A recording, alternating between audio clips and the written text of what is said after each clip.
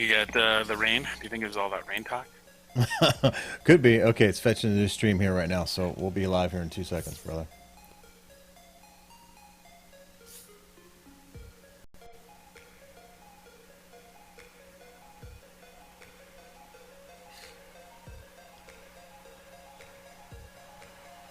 Okay, we're live now. Right. Back up. Back up and live. Back it up. Oh, I thought you were telling me to back up. Back up. Step off. Step off. All right. We don't. Are we gonna reboot? Oh. We can either just go from here,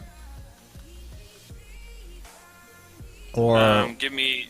Yeah, for me, it's only gonna take me less than a minute. Give me 1 minute. Is that cool? yeah, no, let's do it. I'm good with that. Okay, I've already shared it once. Shared it twice. I'm gonna show you how fast I share. Shared it 3 times.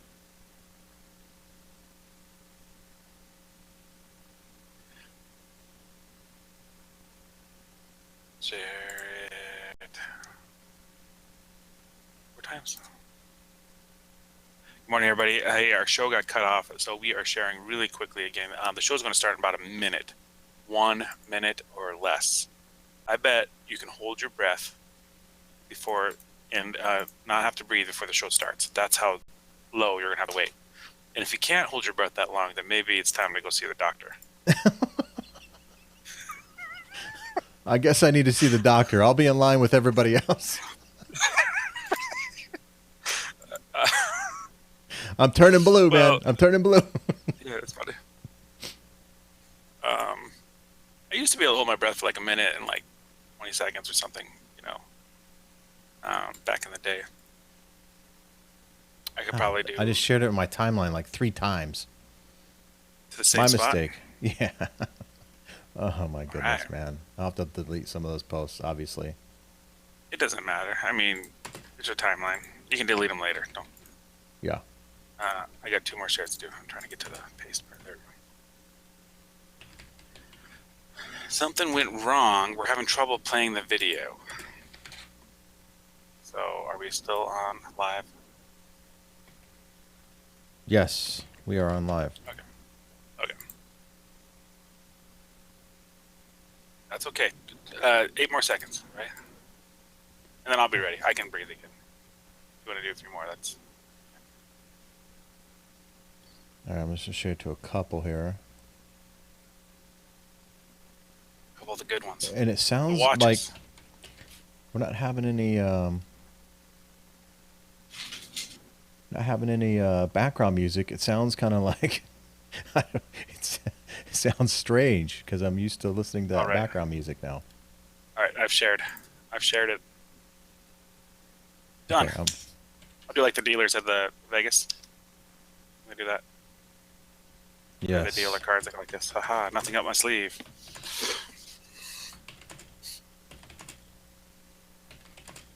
You're right, no music.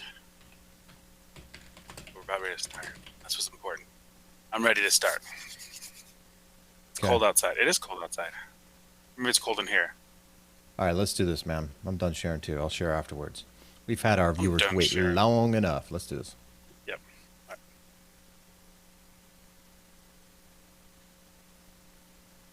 Hello, Arizona, and welcome to this episode of 22 Minutes. I am Jason Bates, and I'm going to bring you the lender side of things on today's show. He is, let me put him in here. Slide. There he is. Mr. Stephen Cotton. He's got some 3D kind of camera. eyeball going on there.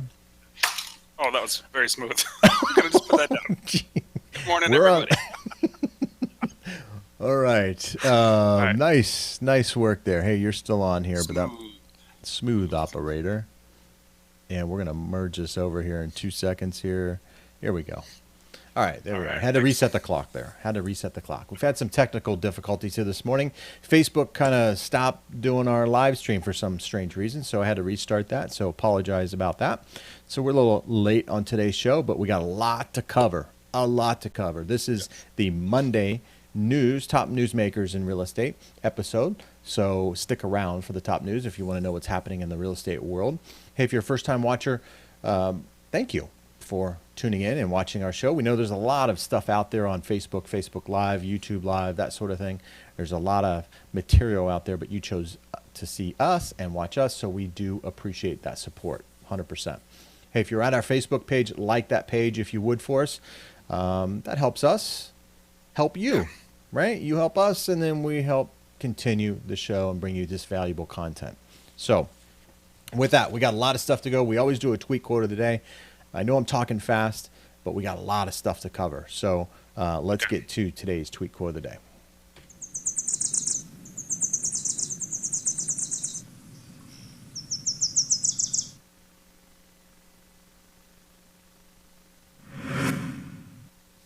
All right. This is a tweet that I came across, or I saw this photo this weekend, and I thought it was pretty appropriate for where we're at, right? We're not giving a good life or a bad life. We're giving a life, period.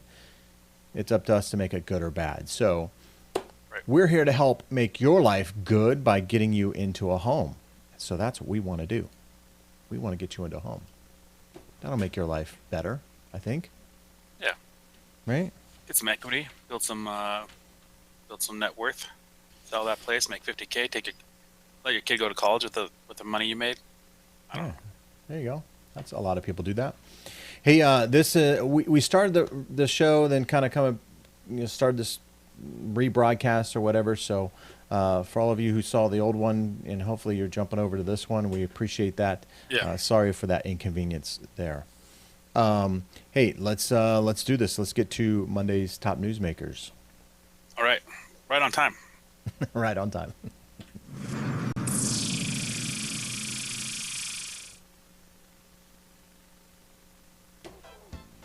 All right.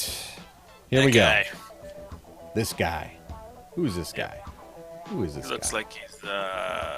He looks like he's probably part of the Canadian football peanut butter league.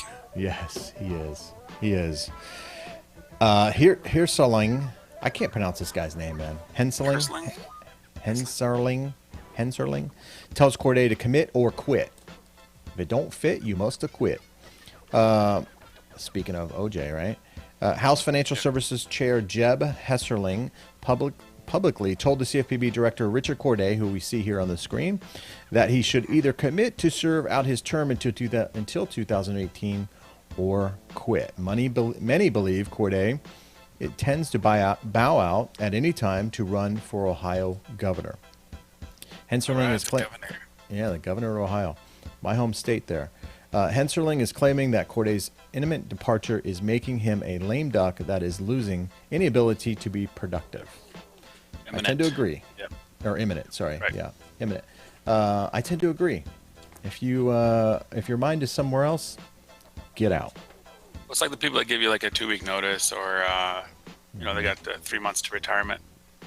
Yeah. And they have their little clock, and everyone's like, "Oh, only 2 months and 20 days." They're not thinking about. You ever have those people with the clocks? Yeah.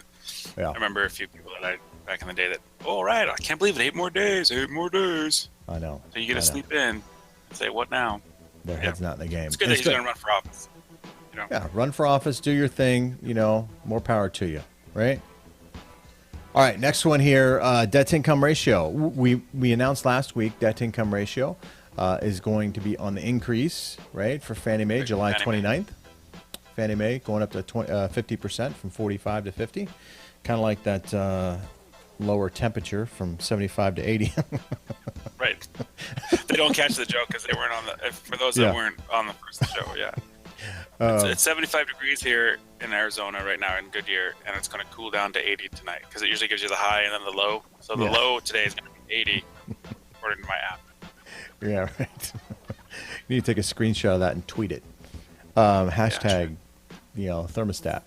Okay, debt-to-income ratio here. We're getting some insight here to the debt-to-income ratio. Remember last week I told you, well, we don't know if there's FICO score requirements or, what's going to be kind of tied to it. So, let's wait and see. Well, Fannie Mae's kind of given some glimpse here into how their desktop underwriter, which is DU, desktop underwriter, views borrowers in the notes on the release for the 10.1. So 10.1 is the name of the release that's coming out. When somebody with higher ratios can accumulate reserves, DU looks upon them favorably. So that statement right there, in quotes, kind of tells me that in order to go to a 50% debt ratio, you probably need to have some reserves. 401k, stocks, bonds, mutual funds, that sort of thing. Reserves are money that's going to be left over after you close on a loan that you could access, that in the event you were to lose your job, you still would be able to make your mortgage payment. That's considered reserves. The new release will increase the maximum LTV for adjustable rate mortgages to 95%. I think they're currently 90%. We don't do that many adjustable rate mortgages anymore, although I'm seeing some uptick in that. Require less tax return documentation for many self-employed borrowers and simplify the handling of disputed trade lines. So these are just some of the things. I thought the keynote there was reserves for the higher debt to income ratio. Well, we talked a little bit about those trade lines too, disputing them or something. I remember just briefly, like last week or the week before, because some of that stuff is going to be not considered, right? Some of those trade lines. Yes. The judgments. Yeah, the judgments. Yeah, that's what I'm saying. Yeah, taken off. All right. Next story here, and then I got a video after this one here. Gen Xers. We're considered Gen Xers, you and I. I am. I'm in that. Yeah. I'm in that little timeline there. 16 years of Gen X. Look at that. Gen Xers. A recent study by Zillow. So it must be true. Must be true. Got to be true, right? Yikes. Right. Found that Gen X homeowners had no more equity than millennials. What? That is surprising at first glance since they have usually owned their home much longer. Well, not since 2008, brother. The report summarizes that Gen X owners bought when prices were higher, while millennials took advantage of lower prices after the bust. Only 1.3% of Gen X owners are even close to owning their home free and clear. That's a pretty small percentage. How many? 1.3% of that population own their homes free and clear. Or close to it. Yeah, or close to it. Or even I'm one lottery ticket away from owning mine free and clear. So I don't know. Yeah, me too. Yeah, I don't know what that means. Yeah, we're all close. One little $2 ticket away. Yeah. Right. Why not? Hey, I want to get your take on this next video. I got a video here. National Association of Realtors did a little study out on to stage or not to stage your home. So let's play the video, and I want to get your take on it after the video here. Okay. Do homes sell quicker and for more money if they're staged? A report NAR released suggests the answer to both questions is yes. Almost 60% of sellers' agents say homes sell for more money if they're staged. And almost 40% say the homes sell faster too. Another finding, staged homes attract more buyers because their listing photos stand out more as buyers browse online. Here's NAR's Jessica Lautz on what the research found. Photos are so important today when buyers look for homes. And so actually when you stage a home, buyers are more likely to actually walk through that home they saw online, and it does impact the price that is offered on that home. In the typical case, the seller pays for the staging before the listing is published. Yes. So you agree? I agree. So I agree that it helps sell a house, and I pay for a stager, and we're on our fix and flips for most of them. Now, if it's under 150, I don't think we need to stage. I think there's so much demand for a house 150 or less that you don't need to stage. But if you're in the 200s, 300s, or 400s, or even higher, I think if you stage a house with some elegant stuff, then I think people are gonna have a good feeling about it. Same as walking in through the door or smelling cinnamon or something. Right. Yeah, I so think. With that said, We were so last week I was looking at virtual staging. So what do you think about that? Because the virtual staging photos look really, really good. But then you're going to come into the house that's going to be empty. Yeah, I think it's got some positivity to it. I mean, people want to put their furniture, and it's really hard for people to visualize things, I think, walking through a house, unless it's staged. I was just telling my wife this weekend, we watched HGTV, Property Brothers or whatever. Yeah. There's always something wrong with the house, right, when they're doing this show. I don't know what it is about this show, but I guess it makes for a great show when there's something wrong. But they tear out the cabinets, and it really makes the space really, really big.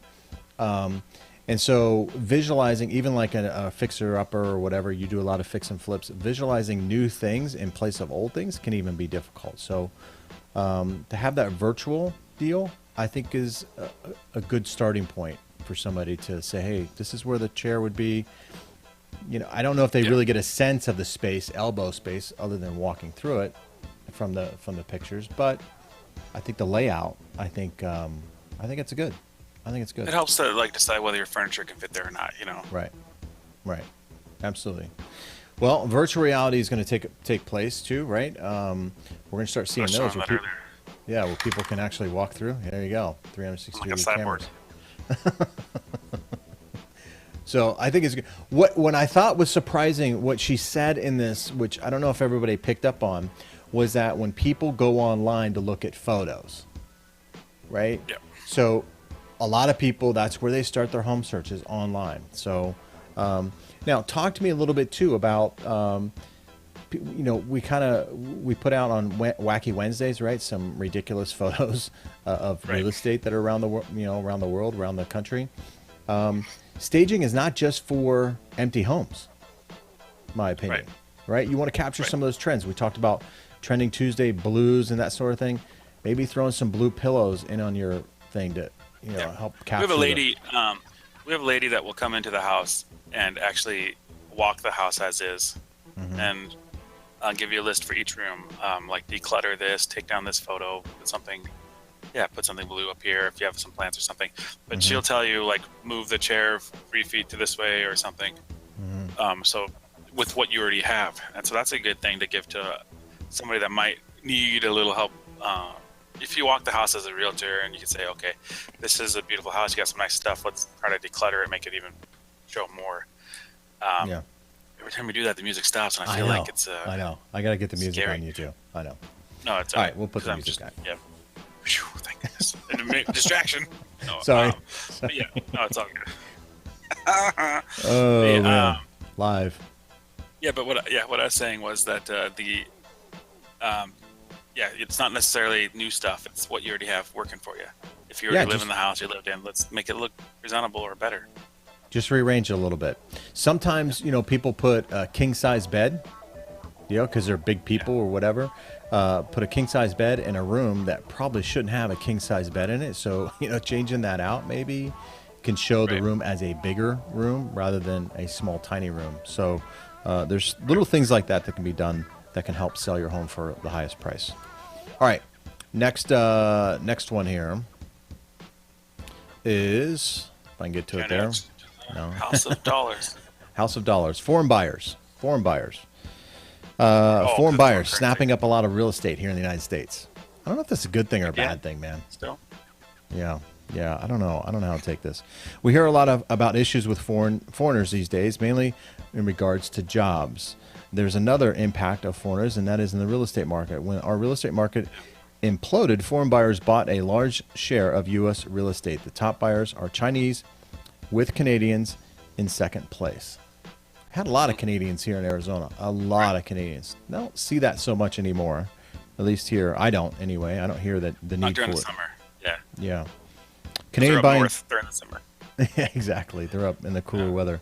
Canadian buyers tapered off for a while, and now is on the rise again, jumping 26% in the last 12 months. They are buying expensive homes, $500,000 plus in price point, mainly in states like Florida, Arizona, and California. I'm not seeing that. I don't know, but maybe. You won't see it because it's cash. I mean, they're cash deals. That's true. You're If not they're getting cash a loan. deals. Yeah. If they are cash deals. Right. All right. Next story here. Mr. Dr. Ben Carson. Is it Mr. Doctor or is it just Doctor? Dr. Ben Dr. Carson. Dr. Mister. Dr. Mister. Doctor. That's a soda pop, isn't it? Dr. Mist. Dr. Carson. Dr. Mist. Dr. Sierra Pepper. Doctor. Sierra Doctor. Oh my goodness. Sierra Mist. Ben Carson warns of senior housing crisis. We talked about first-time home buyer crisis, entry-level home buyer crisis, just a affordability crisis in the United States. Well, it's spilling over into the senior housing crisis as well. HUD Secretary Ben Carson is worried that seniors will not have enough affordable housing. House prices are not just pricing out the young people. Seniors are also facing a housing market they can't afford. Carson went on to say that there are changes needed to the HECM, which is the HECM, which is the I forget what that acronym stands for, but it's the reverse mortgages out there. Reverse mortgages, not forward mortgages like your traditional mortgage program. Dr. Carson favors limiting the initial amount of equity seniors can draw on while requiring a financial assessment to ensure seniors can continue to pay property taxes and health care costs. He also wants stronger requirements that lenders fully disclose all the conditions of the reverse mortgage. So you can purchase a home with a reverse mortgage if you're a senior. Usually it's like 50% down or something.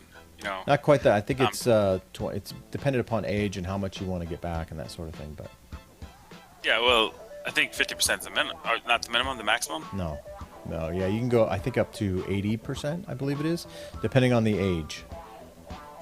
So the younger you are, the more equity you need. The younger you are. Okay. When I say younger, I think you got to be 62 years of age or older. I think so, yeah. Yeah, to get the reverse mortgage. So, but if you're 80, well, you don't need as much equity, kind of thing. But not too many 80-year-olds are buying houses. It's the people who are just entering in the retirement world, which is a lot of the, the generation, Gen X, millennials, and then what's the generation before us? Yeah. Oh, I don't know. It just spaced me, man. They're entering into retirement age, right? So it's generally that generation. Baby boomers? Baby boomers. There you go. First prize, Mr. Stephen Cotton.